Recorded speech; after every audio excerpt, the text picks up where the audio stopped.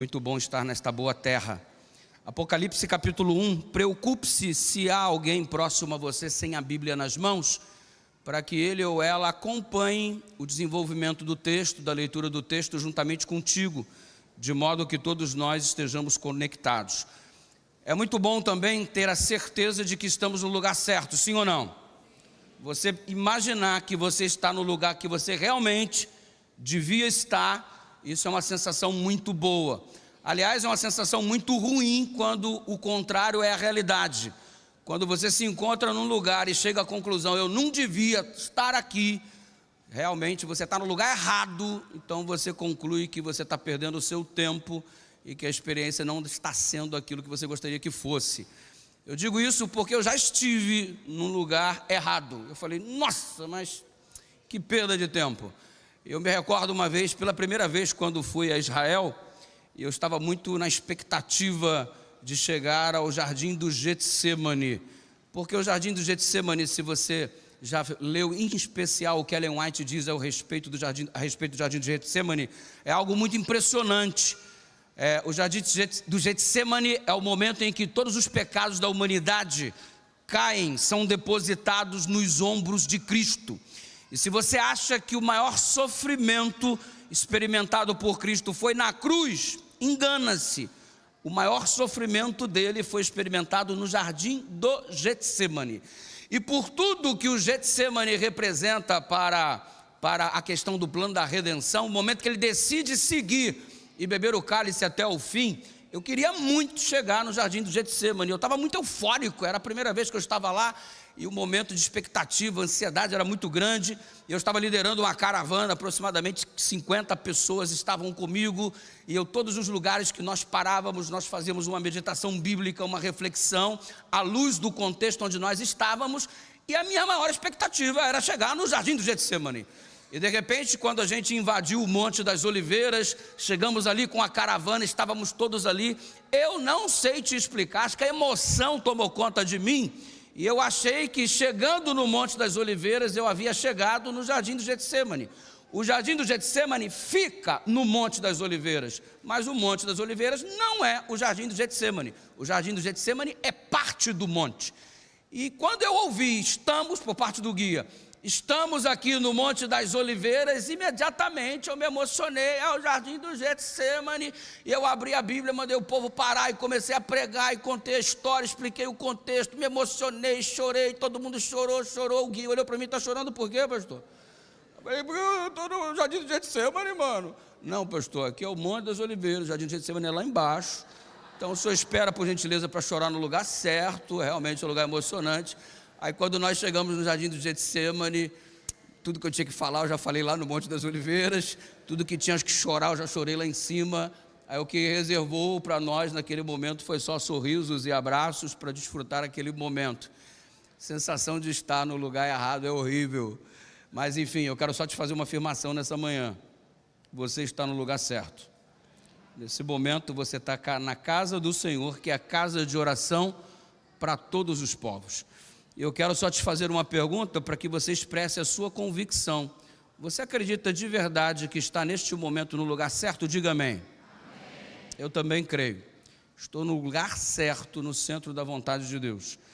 Em nossas mãos nós temos o privilégio de ter a palavra dele, que tem poder, que não volta vazia. E nós vamos começar analisando alguns versículos de um capítulo de Apocalipse que eu sou particularmente apaixonado. O capítulo 1.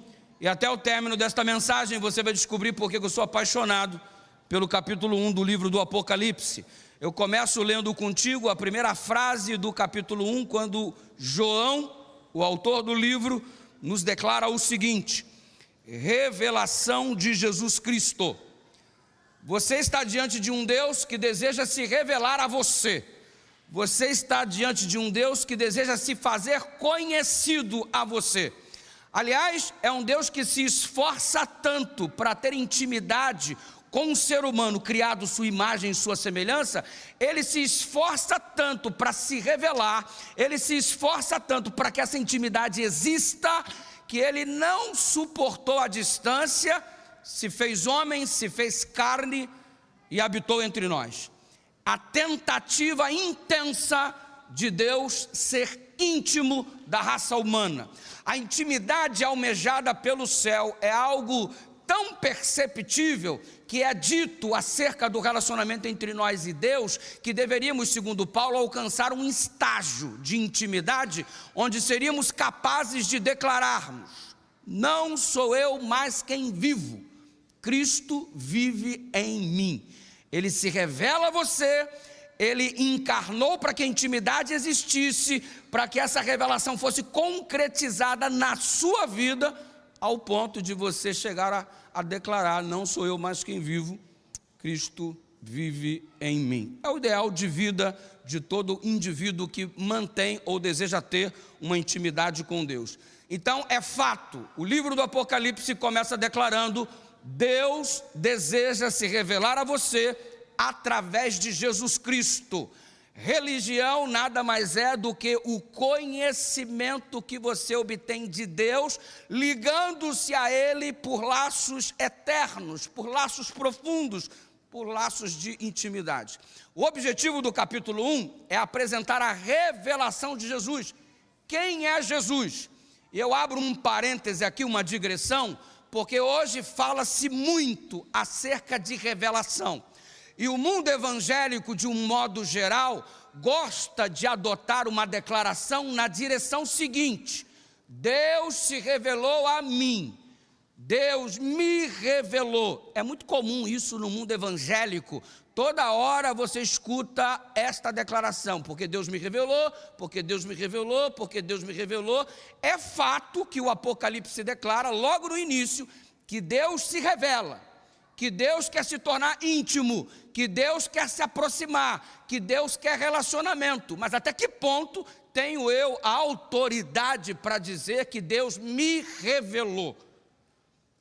Será que a utilização disto com tanta frequência não a torna banal, não a torna vulgar? O significado tão imponente de Deus me revelou não tem sido jogado na lata do lixo pela banalização da declaração? Tudo Deus me revelou, Deus me revelou, Deus me revelou. Até que ponto Deus te revelou alguma coisa de verdade? Isso é alguma coisa a ser analisada. Sabe por quê?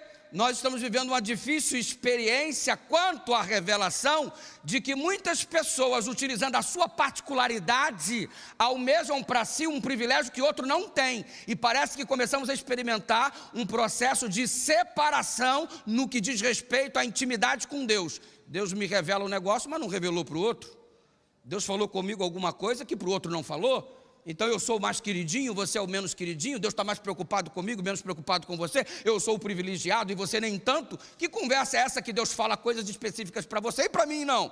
Até que ponto Deus me revelou é algo tão importante no desenvolvimento da vida cristã. Deus me revelou. Estamos banalizando isso daí? É algo para se pensar em caráter pessoal. Agora note, a minha experiência com Deus particular, ela é muito importante. Mas uma coisa precisa ficar claro nesta manhã: a minha experiência particular não está acima da autoridade das Escrituras. Você pode ter uma linda experiência com Deus, Deus pode te revelar um segredo máximo do universo, mas isto não se encontra acima da autoridade das Escrituras. Isso precisa ficar claro. Porque tem gente que está lendo a Bíblia e falando assim: eu vou ver o que Deus me revela. A Bíblia não é uma revelação de Deus para você. O que ela é então? Quer dizer que a tua experiência particular está acima da autoridade das Escrituras. E eu já tive algumas experiências acerca disto, porque me convidaram para estudar a Bíblia com um pastor pentecostal, e nós fizemos uma bateria de estudos, o assunto único, a saber, o sábado. Falamos sobre o sábado, decorremos acerca deste assunto ao longo das Escrituras Sagradas por algumas semanas. E ao término do nosso assunto, quando se esgotou o nosso debate, os nossos encontros, o pastor me disse: olha, eu acho que você realmente tem razão, o sábado de fato é o dia do Senhor, de fato está explícito na Bíblia, mas agora eu vou orar ao Senhor para que Ele me revele se eu tenho que guardar este dia ou não. Eu virei para ele e disse: pastor, desculpa, eu não tenho mais conversa contigo, nós não nos encontraremos mais, porque se a tua experiência particular está acima das escrituras sagradas, nós estamos num caminho muito perigoso. A tua experiência com Deus eu respeito, a tua intimidade com Deus deve existir, mas se você coloca a sua intimidade, sua experiência particular acima das escrituras sagradas, cuidado. Porque você pode estar achando que Deus está te revelando alguma coisa, quando na verdade é o próprio inimigo que anda falando contigo e você está tomando isso como revelação divina. Deus jamais nos direcionará para um posicionamento contrário às escrituras sagradas. E agora estamos no mundo onde banalizaram a revelação de Deus. Deus me revelou, Deus me revelou. Deus te revelou o quê, meu filho? Você come de modo exacerbado a noite toda, dorme mal pra caramba, tem um sonho todo atravessado, resultado da tua intemperância, e de manhã Deus te revelou alguma coisa. Pelo amor de Deus. Eu estava pregando em uma igreja numa capital aqui do Brasil. Tratava-se de uma semana de oração jovem, uma igreja gigante. E acerca da revelação algo me chamou a atenção, porque eu estava prestes a terminar a semana de oração, era o sábado da conclusão. Eu estava ali me preparando para adentrar e apresentar a última mensagem da semana. A igreja estava repleta e o que me chamou a atenção foi um jovem que chegou na igreja com uma mala. E não é usual você vir no sábado pela manhã a igreja portando uma mala de viagens. Não sei se ele estava vindo de alguma viagem e chegou na cidade e veio direto para a igreja do aeroporto, da rodoviária, não sei. Eu sei que me chamou a atenção, o rapaz chegou com uma mala, mas a minha atenção foi mais voltada ainda para ele, no momento em que ele me aborda ali, junto com os diáconos, e diz: pastor, eu preciso falar contigo. Eu falei: irmão, eu falo com você sem problema nenhum, todavia eu vou entrar agora para apresentar minha última mensagem. E ele falou assim: mas Deus me revelou que o senhor tem que me atender antes do senhor pregar. Aí eu falei: Deus te revelou, mano? Deus me revelou, pastor. E tipo assim, me põe contra a parede na direção de que se eu não atendo, eu, pastor, estou insubmisso à revelação divina. E como eu, pastor, estaria insubmisso ao que Deus revelou ao camarada? Ele aparece diante de mim com a autoridade que Deus lhe havia revelado. Eu falei: o que Deus te revelou, irmão? Curiosidade é uma tragédia, né, mano? Eu fiquei curioso pelo que Deus revelou para ele, irmão. Aí eu falei: que segredinho que ele tem com Deus? Eu falei: irmão, o que Deus te revelou? Pastor, eu tenho um problema. Aí eu pensei: um? Não, esse aí deve ter vários. Qual que é o seu problema, criança? E ele falou: pastor, eu fumo maconha. Sou membro da igreja, mas eu sou viciado em maconha, eu tenho esse problema, ninguém sabe. E Deus me revelou nesta noite como é que eu vou parar de fumar maconha. Na sexta-feira à noite ele revelou isso para mim. Ontem à noite eu vim aqui em função da revelação de Deus. Aí, o que Deus está revelando para o maconheiro, mano? O que Deus te revelou, mano? Que o senhor vai me ajudar a parar de fumar maconha. O senhor, pastor. Como? Deus me revelou essa noite de que eu vou mudar da minha casa para a sua casa. Eu vou morar com o senhor e já trouxe a mala. Ao término do culto, sob a revelação de Deus, estarei indo para a sua casa. Ah, mano, Deus ia ter que revelar isso, não era nem para mim, mano, era para minha mulher, mano. Eu vou te falar, na minha casa tu não vai entrar não, irmão. Nem com toda a autoridade do evangelho tu vai entrar na minha casa, irmão. E na moral, você não recebeu uma revelação divina não, tu recebeu uma revelação da maconha. Então, nós vamos arrumar um tratamento para você, e a gente providenciou para que ele fosse conduzido a um centro de reabilitação, e é um jovem que está voltando ao ponto de equilíbrio. Mas agora, que processo é esse de tratar a revelação dessa forma?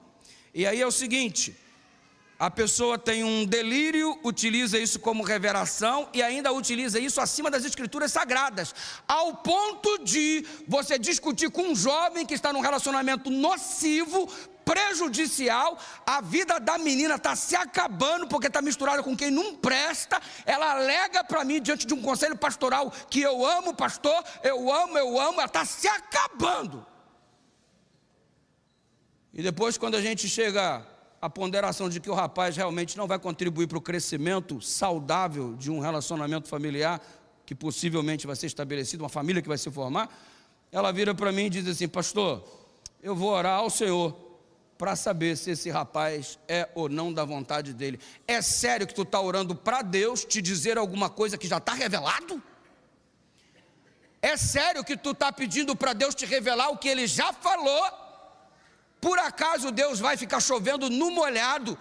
Eu vou tentar entender se o sexo antes do casamento é da vontade de Deus. Vou orar ao Senhor, porque afinal de contas o amor justifica tanto. Eu amo tanto a minha namorada, eu amo tanto o meu namorado. Não é possível que Deus não vai outorgar a aprovação dele, porque meu sentimento é genuíno. Então eu vou orar ao Senhor para que Ele me revele se eu continuo ou não na vida que estou. É sério que o teu relacionamento com Deus, a tua suposta intimidade está acima das Escrituras Sagradas, e você acha que você está num caminho seguro? Você acha que você está num caminho confortável? Para onde que você acha que esse seu posicionamento vai te levar, se não a derrocada espiritual? A revelação de Jesus Cristo, a revelação da vontade de Deus expressa na Bíblia. Se você não for submisso a isto, você está num caminho perigoso, você está num caminho de perdição. Não é o que Deus te revela em particularidade, contradizendo as Escrituras, que se constitui a verdade para a tua vida, irmão. Deus não vai revelar algo contrário àquilo que Ele já revelou. Ou você crê na autoridade das Escrituras Sagradas, ou desculpa, você não tem condições de ser membro da Igreja Adventista do Sétimo Dia, porque esta igreja professa a autoridade da palavra. É o claro assim diz o Senhor. Quem concorda com isso, diga amém. Porque caso contrário, onde é que nós vamos parar se a Bíblia deixar de ser a nossa autoridade? Aí porque Deus revela um negócio para você, aí revelou para o outro, aí revelou para o outro, revelou para o outro, revelou para o outro, e todas as revelações se contradizem. Onde pararemos na nossa perspectiva espiritual? E aí a Bíblia diz: revelação de Jesus Cristo. E como Jesus se revela para nós nesta manhã? O Apocalipse capítulo 1 dá-nos a evidência, faz-nos a explícita proposta da revelação do céu. Note, por exemplo, que antes de Jesus se revelar, Ele apresenta uma saudação. Deus é um gentleman, Ele se aproxima e te dá uma saudação. E qual é a saudação do céu?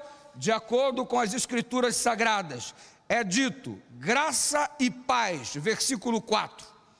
Graça e paz da parte daquele que era e que há de vir, Deus o Pai.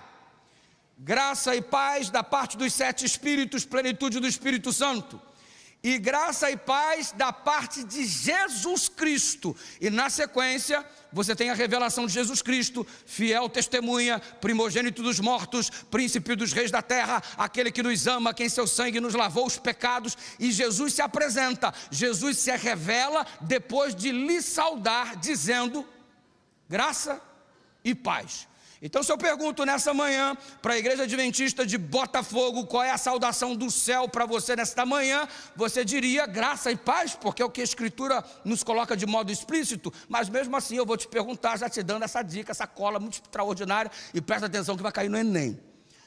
Qual é a saudação de Deus para a sua igreja? Mas fala para me convencer, pelo amor de Deus. Qual é a salvação de Deus para a sua igreja? Por quê que Deus me dá este tipo de saudação? Por que Ele não fala simplesmente bom dia? Por que Ele não fala feliz sábado? Oi, como vai? Tudo bem? E aí, tranquilo? Por que Ele não falou Maranata? A saudação de Deus para mim: graça e paz. O resumo do Evangelho: quando é que eu tenho a paz que excede todo entendimento? Quando eu fui alcançado pela graça. Você veio aqui perturbado, meu filho, casamento desestruturado, filhos revoltados, família diluída, à beira de um precipício. Você veio aqui com um caos financeiro instalado. Você veio aqui dominado por uma enfermidade ou um câncer, está alcançando a vida de um familiar, de um ente querido. E você veio aqui perturbado. Quero paz, pastor. Só tem a paz quem é alcançado pela graça. Não há paz desvinculada da graça de Deus. O céu te saúda dizendo: te dou a minha graça para que você tenha paz. paz é consequência de ser alcançado pela graça. Paulo declarou isso: sendo, pois, justificados pela fé, graça, temos paz com Deus. E a paz no conceito bíblico não é ausência de problemas ou de perturbações. A paz não é ausência de conflito, é paz mesmo em meio ao conflito. É ter paz mesmo diante do câncer, é ter paz mesmo diante do caos financeiro, é ter paz mesmo diante dos desdobramentos ruins que a família enfrenta, é ter paz mesmo diante do assalto, é ter paz mesmo no mundo de corrupção, é você saber que tudo isso é passageiro e que o final vai terminar do jeito que ele anunciou, e este final está muito próximo em nome de Jesus. Agora, para ter essa paz, você precisa experimentar a graça. E o que é a graça? A graça eu poderia definir rapidamente, em poucas palavras, como sendo aquilo que precisamos, não o que merecemos. O que é a graça de Deus? É Ele nos tratar do modo como nós precisamos, e não do modo como nós merecemos. O que eu mereço? O salário do pecado é a morte. O que eu mereço? Morte. Eu sou pecador, consequentemente, devo receber a premiação por isso, morte. A graça de Deus me proporciona o dom gratuito que é a vida eterna. O salário do pecado é a morte, mas o dom gratuito de Deus é a vida eterna. Eu merecia a morte, Ele me deu o que eu precisava, perdão, nova chance, vida eterna. Não merecia, mas preciso. E o que Deus faz comigo? Me trata com graça, me dando o que eu preciso, não o que eu de fato mereço como pecador que sou. Quando eu entendo o quanto sou amado por Ele, porque Ele me trata assim, o meu coração entra em paz. Eu me reconcilio com Ele. Eu achei que eu ia morrer eternamente, e Ele gratuitamente me concede a vida e o perdão em Cristo Jesus. Eu começo a entrar na atmosfera da paz. Eu estou me reconciliando com Deus. Se você veio aqui com seu coração angustiado, você precisa entrar na atmosfera da graça para obter a paz. Tem que se reconciliar com Deus, porque desde que você brigado com Deus está, nunca mais você experimentou um estado de equilíbrio ou de paz. Olha quanto tempo você está afastado de Jesus e sua vida tem sido uma angústia constante, ao perceber o que você poderia ser nas mãos de Deus, e onde você se encontra no fundo do poço, você se desespera, não tem paz, sua vida parece estar andando para trás. Ausência de graça, ausência de reconciliação, porque só tem paz quem usufrui da graça. Quem entende o quanto é amado, porque Ele te trata do jeito que você precisa, não do jeito que você merece. É mais ou menos a questão ilustrada na Bíblia, quando a mulher apanhada em flagrante adultério estava prestes a ser apedrejada. Segundo a lei, ela merecia as pedras, segundo a lei, ela merecia a morte. E Jesus a trata de um modo diferente. Todo mundo queria dar para a mulher o que ela merecia: pedrada, morte, execução, porque está escrito que ela tem que ser apedrejada até a morte. Jesus aparece e muda todo o cenário, e Ele proporciona para aquela mulher não o que ela merecia, mas o que ela precisava. Ninguém precisa de pedradas, mas todos precisamos de perdão, nova chance, reconciliação e erguimento da parte de Deus com suas poderosas mãos sobre nós. E a mulher então recebe, e Jesus a trata do modo diferente de todas as pessoas. Todo mundo queria dar o que ela merecia, e Jesus deu para ela o que ela precisava. Você tem sido tratado assim no dia a dia. As pessoas tratam você como você merece. Você fez uma coisa errada, as pessoas vão tratar você como você merece. Jesus sempre vai tratar você como você precisa, mesmo diante das coisas erradas que você andou praticando. O que você precisa nessa manhã? Qual é a sua necessidade diante do Pai? É exatamente assim como Ele lhe tratará, com graça. Graça esta exibida na própria cruz do Calvário, porque o soldado abusadinho virou para ele: ei, você não é o Filho de Deus? Desce daí, salvou todo mundo e não vai salvar a si mesmo. Que soldado abusadinho, irmãos. Ah, se eu fosse Jesus. Gabriel, desce, Gabriel. O voo rasante do Gabriel. Fala, mestre. Fogo nele, Gabriel. Resolve. Já pensou? Dá para ele o que ele merece. E Jesus vira e diz: Pai, perdoa, porque não sabe o que faz. Merecia fogo, recebeu perdão. O que é isso? Graça. Tem explicação? Ninguém explica porque Deus é assim. Porque amor não se explica. Deus é amor. Aquele que não conhece a Deus, aquele que não ama não conhece a Deus, porque Ele é amor. Amor é graça. Graça não se explica, graça se aceita. Ele trata você como você precisa, não como você merece. E por isso que o céu lhe saúda nessa manhã. Deus Pai, Deus Filho, Deus Espírito Santo, direcionando para você uma saudação. Ele não está dizendo para você feliz sábado nessa manhã. Ele está dizendo para você graça e paz. Porque é tudo o que você precisa na sua vida. E quem deseja tomar posse da graça e da paz, diga amém. Isso sim é a revelação de Deus para a gente. Ah, eu queria tanto que Deus revelasse alguma coisa para mim. Está aí, meu lindo. Deus está te revelando nessa manhã graça e paz. E se você não se apropriar disso, você então não terá se apropriado do Evangelho, porque isto é Evangelho. E na revelação de Jesus Cristo, Ele se expõe. E o versículo 5, ele se apresenta para você dizendo: Jesus Cristo, Ele é fiel testemunha. Isso me chama a atenção, especialmente no contexto que nós vivemos.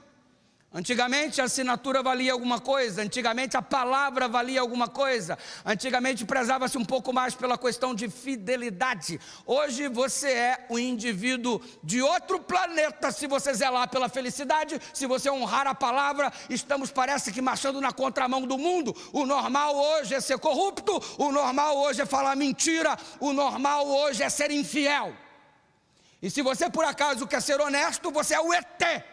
Se por acaso você quer ser fiel, honrar teu casamento, teu relacionamento, você parece um alienígena. Você é objeto de chacota, você é esculhambado pelos seus colegas de trabalho, você é caçoado nas redes sociais, porque você teve a oportunidade de ser infiel e não aproveitou. É o mundo que nós estamos vivendo. Um mundo que tem honrado a infidelidade, a ausência de palavra e compromisso. Este é o contexto que nós estamos vivendo, e Jesus se apresenta como sendo fiel.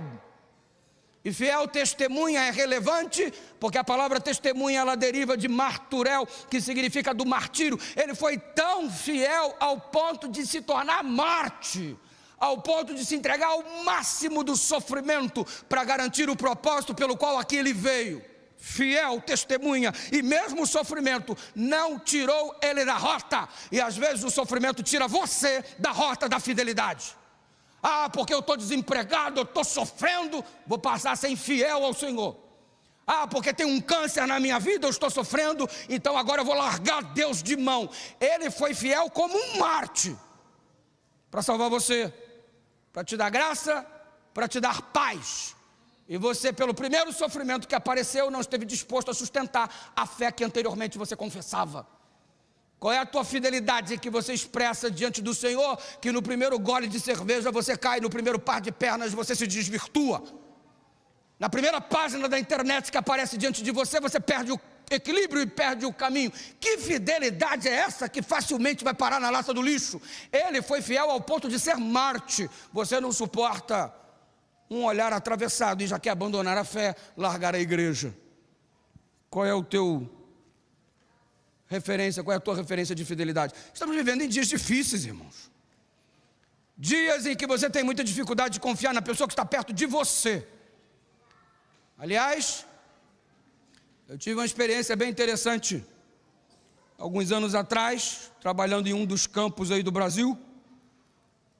E alguém se apareceu para mim, alguém se demonstrou a mim como sendo alguém muito especial, querendo ajudar, cheio de boas intenções, e a gente não tem noção de quem se aproxima da gente, Você não tem noção de quem está sentado próximo a você. Você não tem noção com quem você cruza durante o tráfego nessas ruas. Você não tem noção de quem é que está te enviando uma mensagem no direct do Instagram. Você não tem noção de quem anda querendo se corresponder com você. Não conhecemos as pessoas e temos hoje um cenário de grandes circunstâncias para desconfiarmos de todos. Está complicado confiar numa palavra. E sabe de uma coisa? Esse indivíduo chegou todo cheio de boas intenções, apresentou um discurso muito lindo, e ele falou: pastor, eu quero ajudar o desenvolvimento da missão dos jovens, eu quero apoiar, eu quero fazer uma doação, e ele ofereceu uma grande quantia em doação, para que pudéssemos desenvolver um programa missionário para os jovens. Eu falei: não é todo dia que bate alguém na tua porta oferecendo um negócio assim não, mano. Todo mundo que se aproxima de mim é para pedir alguma coisa.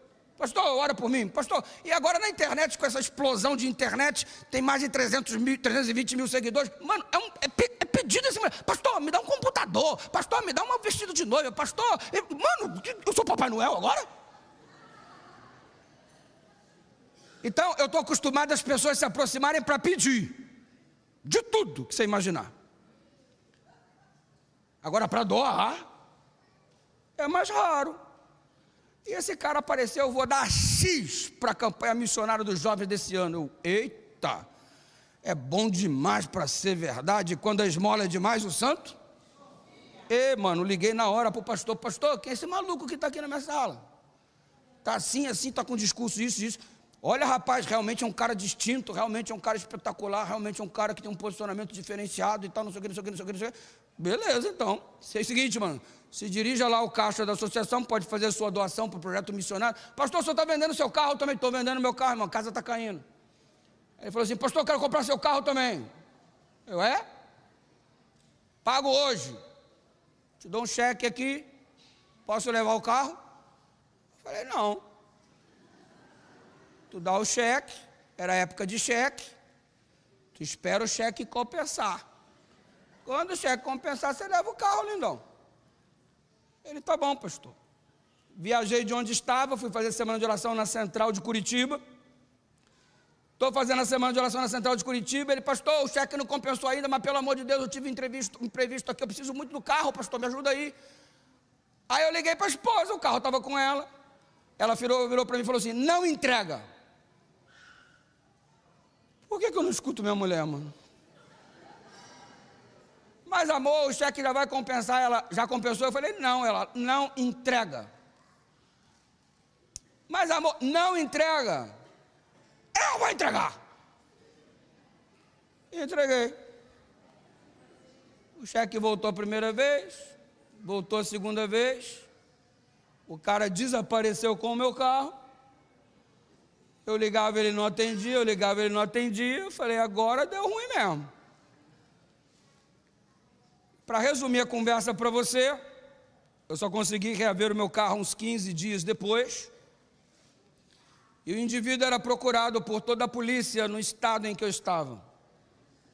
Os cheques que ele emitia de firmas que haviam falido, e de alguma forma ele tomou posse desses cheques, e ele distribuía esses cheques na praça, sendo um verdadeiro estelionatário, e fazia coisas em nome do bem. E ele captou algum tipo de investidor no aeroporto daquela cidade, e naquela semana ele saiu estampado na primeira página do jornal, porque ele assassinou este indivíduo que veio do exterior e tomou posse de todos os dólares que com ele estava, e ele queimou a vítima. Estava estampado na primeira página do jornal o homem que esteve na minha sala oferecendo dinheiro para o projeto missionário dos jovens daquele ano e que tomou posse do meu carro durante quase 15 dias. Você não sabe quem se aproxima de você, por mais bem vestido que esteja. Você não sabe quais são as intenções das pessoas. E diante do mundo conturbado que a gente está vivendo, meu jovem querido, é muito válido pensar na declaração de Jesus, quando ele falou: sede simples como as pombas, mas prudentes como a serpente. E sabe o que me espanta? É impressionante como você tem facilidade para se entregar para as pessoas, confiar nas pessoas. Você acabou de conhecer a pessoa e segreda toda a tua vida para ela. Conta a história da tua vida para a pessoa, porque é minha amiga, pastor, é meu amigo, pastor, é meu namorado, é minha namorada, eu amo. Você troca intimidades. É impressionante a facilidade que você tem para enviar uma foto nu do teu corpo para a pessoa. Um nudes, o quanto você confia em alguém. Aí na hora de confiar em Cristo, você é cheio de reservas. Até hoje você não se entregou, não sei. Como é que tu se entrega com tanta facilidade para um ser humano e constrói tanto bloqueio para se entregar para Deus? Diferente do ser humano, Jesus é fiel testemunha. Nele a gente pode confiar, a gente pode e deve confiar. Aí você se entrega para todo mundo e não se entrega para Cristo. Confia em todo mundo, conta a tua vida para todo mundo e não tem coragem de contar a tua vida para Deus, nessa ferramenta extraordinária chamada oração. Deixa eu falar uma coisa: ao se revelar para nós, o primeiro atributo que ele expõe como Cristo que é dizer-nos veementemente que ele é fiel testemunha. Ele se martirizou para garantir a palavra que direcionou a você. Ele é fiel. Nele você pode confiar. A ele você pode se entregar. Porque está criando tantas reservas para fazer o que precisa fazer? O conselho de Deus para você nessa manhã, depois de saudá-lo com graça e paz, é ele dizer para você: entrega teu caminho ao Senhor, confia nele e o mais ele fará. Se você não se entregar para Jesus, vai fazer o que com a sua vida, meu lindo? Que direção que você acha que está tomando sem Cristo? Aonde é que você acha que você vai chegar sem Jesus? Confia nele. Ele é fiel testemunha. Quem crê nisso, diga amém. Agora note o segundo atributo ao ele se revelar para você. A segunda colocação que ele faz, o verso 5, ainda te conduz, através da revelação, para o seguinte raciocínio: ele é fiel testemunha e primogênito dos mortos. Tá, pastor? Que significa Jesus se revelar para mim como primogênito dos mortos? Te explico. A palavra primogênito no Novo Testamento aparece 7 vezes. Das 7, 2 apenas, Lucas 2, verso 7 e Mateus 1, 25, essas 2 únicas vezes fazem referência a filho mais velho, primogênito como filho mais velho. Mas a primogenitura na Bíblia não é atribuída somente na questão do filho mais velho. A primogenitura no contexto bíblico é definida como sendo um status de dignidade, alguma coisa que exibe superioridade, excelência de caráter, supremacia. Primogenitura na Bíblia tem mais que a ver com questão de destaque, supremacia, excelência, do que necessariamente idade. Tanto é que das 7 vezes, 5 vezes fazem referência nesta direção e apenas 2 na questão do filho mais velho, no Novo Testamento. Jesus é o primogênito dos mortos, porque foi o primeiro a morrer, o primeiro a ressuscitar. Ele não foi o primeiro a morrer, ele não foi o primeiro a ressuscitar, mas ele foi o primeiro a experimentar uma morte que, de modo geral, ninguém nunca experimentou. A morte que Cristo experienciou foi algo que nunca até então ninguém praticou. Morrer por toda a humanidade, ninguém nunca fez isso e ninguém nunca fará isso. Ele é o primogênito dos mortos. E ele apresentou uma superioridade em seu sacrifício, porque ele venceu a própria morte. Status de superioridade como primogênito dos mortos que ele é. E diante disso, Ellen White comenta no Desejado de Todas as Nações, na página 754, que ele surge como primícias dos mortos. Primícia, e ela, no decorrer do texto, ela caracteriza Jesus como molho movido. Molho movido, primícia dos mortos. Qual o significado disso? Se você olhar para a história do povo de Israel e as festividades, Na Páscoa, usualmente, os primeiros grãos amadurecidos, eles eram recolhidos, um molho era construído e apresentado no templo. Este molho, em gratidão à colheita que se aproximava, era denominado de molho movido. Os primeiros grãos amadurecidos.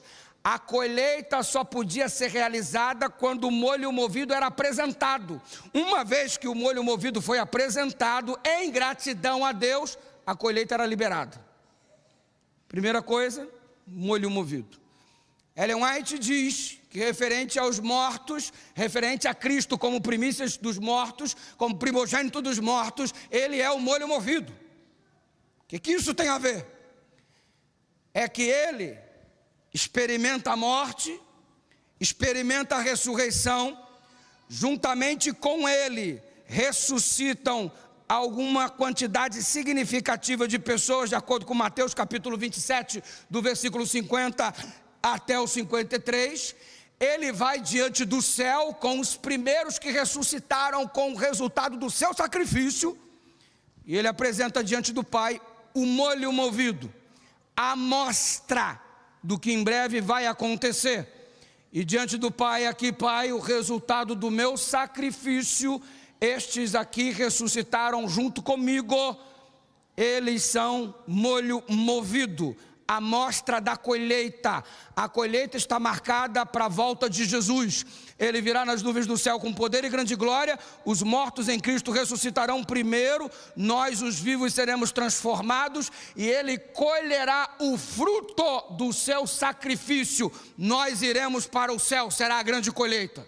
Não é à toa que o Apocalipse exibe ele voltando com uma foice para fazer exatamente a colheita. A amostra já foi apresentada, o Pai aprovou, ele é o primogênito dos mortos, ele é a fiel testemunha, está se revelando para você nesta manhã, através de graça, porque quer que você tenha paz. Quem crê nisso, diga amém. Você aceita o sacrifício de Cristo por você? Note a continuidade do texto para irmos para os finalmente. O capítulo 5 apresenta, o capítulo 1, verso 5, o apresenta como fiel testemunha, o apresenta como primogênito dos mortos, e agora ele fala que é príncipe dos reis da terra. Ele é príncipe dos reis da terra. E eu resumo essa característica de Jesus da seguinte direção. Note, Adão foi colocado como príncipe deste planeta, governador de tudo isso, o mordomo do mundo, Adão. As chaves do planeta Terra estavam nas mãos de Adão. Você conhece a história, o capítulo 3 de Gênesis registra a queda, e Adão de repente passa a estar submetido ao pecado, e imediatamente o governo do mundo sai das mãos de Adão e vai parar nas mãos do diabo. Quando há uma convenção nas cortes celestiais, o embaixador do mundo que se apresenta nesta convenção, capítulo 1 do livro de Jó, é o diabo. De onde vens? De rodear a terra e passear por ela. É o dono do mundo. Tão dono do mundo ele se sente que quando Cristo é tentado no deserto, ele diz: eu te entrego todos os reinos da terra se você prostrado me adorar. E Jesus mesmo declarou ele, o inimigo das nossas almas, como sendo, na verdade, o governador deste mundo, o embaixador deste mundo. Se você der uma olhada, por exemplo, no Evangelho de São João, capítulo 14, verso 30, Cristo faz essa declaração: ele é o príncipe do mundo. Agora o que acontece? A queda de Adão deu posse ao diabo como dono do planeta. O mundo jaz no maligno. O sacrifício de Jesus na cruz do Calvário retomou a posse do planeta Terra para as mãos de Deus. O embaixador deste mundo, o dono deste mundo não mais é Satanás. Tudo isso pertence ao Senhor Jesus. Ele é o príncipe dos reis desta terra. Ele é o rei dos reis, ele é o Senhor dos senhores. Então isso aqui vai terminar, não do jeito que o diabo planejou. Isso aqui no cenário do grande conflito vai terminar do jeito que ele, o Senhor, anunciou. com você sendo arrebatado nas nuvens do céu com poder e grande glória. Você entende isso? Jesus se revela fiel testemunha. Jesus se revela primogênito dos mortos. Jesus se revela príncipe dos reis da terra. E aí, na continuidade que é um pouco longa, eu vou terminar dizendo que Jesus se revela da seguinte forma a você. Ainda na continuidade do verso, você segue adiante, você adentra ao versículo 6 e é dito que Ele te ama e Ele te libertou dos pecados por meio do sangue. Como é que Jesus se revela para mim? Como sendo fiel testemunha, como sendo o primogênito dos mortos, como sendo aquele que governa o universo e vai terminar do jeito que Ele anunciou. E agora Ele se revela dizendo em quarta instância o seguinte para mim nessa manhã: eu amo você. Você é amado de Deus. Ele tomou o teu pecado para imputar sobre você a justiça que pertence a Ele. Ele morreu a morte que te pertencia para que você tivesse a vida que Ele pode otorgar. Ele experimentou o lixo do mundo para que você experimentasse o luxo da nova terra. Ele ama você. Estamos vivendo diante de uma geração que se sente rejeitada, mal amada, sofrimento, e a gente querendo pôr fim a própria vida, querendo se matar, cortando os pulsos, tentando tomar remédio, e ninguém me ama, ninguém me aceita. Ei, para com isso, mano. Você é amado. Se a cruz não é o suficiente para você entender o quanto você é amado, eu não sei mais que tipo de revelação que você está precisando. Eu queria tanto, pastor, que Deus falasse comigo. Se a cruz já não é Deus falando contigo o quanto importante você é, desculpa, você não entendeu nada do Evangelho. Sabe qual que é o nosso problema? Reduzimos o Evangelho à casa própria. Deus me ama porque me deu casa própria. Reduzimos o Evangelho ao carro do ano. Deus me ama, Ele me deu o carro do ano. Reduzimos o amor de Deus à passagem nossa no vestibular para medicina na Federal. Deus me ama, eu passei para medicina na Federal. É sério que tu reduziu o amor de Deus a um terreno, a um objeto, a uma circunstância na vida? Você não entendeu nada do Evangelho. Jesus não morreu na cruz para você ter casa própria. Jesus não morreu na cruz para você dar viagem, fazer viagem para o exterior. Tudo isso é muito lindo. Ele morreu na cruz para resolver o nosso maior problema: pecado. Para que tivéssemos paz diante do seu amor, diante da sua graça. Para que você entendesse que esse processo que estamos aqui é só uma passagem. Você vai viver 60, 70, 80 anos. É só uma passagem para você aceitar a graça que vai te conduzir para a eternidade. E se você não aceitar durante a passagem essa graça, você não entendeu nada. Por que Ele te oportunizou todas essas chances? O que você vai fazer com a graça de Deus? Vai jogar no lixo e procurar paz em meio à bebida, em meio às drogas? Vai jogar a graça de Deus na lata do lixo para procurar estabilidade por conta de dinheiro, achando que isso vai te conduzir ao futuro promissor. Talvez até te conduza a um bom futuro e um bom conforto nesta terra, mas a Canaã celestial somente pela graça. A verdadeira paz somente pela graça. Ele é fiel, você pode confiar. Ele experimentou uma morte diferente da de todos os seres humanos, para que você tivesse a sua conta paga, seu saldo quitado, e pudesse com isso, pela graça, adentrar ao céu. E você não vai para o céu porque você é bonitinho, bonzinho. Você vai para o céu só porque Ele te ama, e só porque Ele te dá o que você precisa. Porque se você fosse receber nesta manhã o que você merece como pecador que é, a morte eterna seria a sua sentença. Mas Ele te amando como ama, Ele te proporciona a vida eterna, graça, amor. Então levanta essa cabeça, filhão. Levanta essa cabeça, lindona. Você é amado, você é amada pelo céu. Ainda que as pessoas porventura não te amem, não correspondam aos teus sentimentos como você gostaria, isso não faz de você uma pessoa mal amada. Quem mais devia te amar é de verdade quem mais te ama, que é Deus. Então levanta essa sua cabeça. E sabe de uma coisa? Quando você chegar lá no céu, você vai ter um corpo transformado.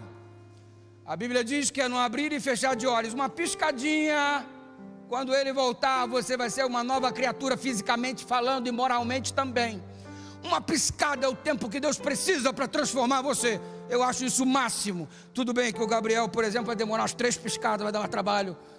Mas brincadeiras à parte, todos transformados seremos.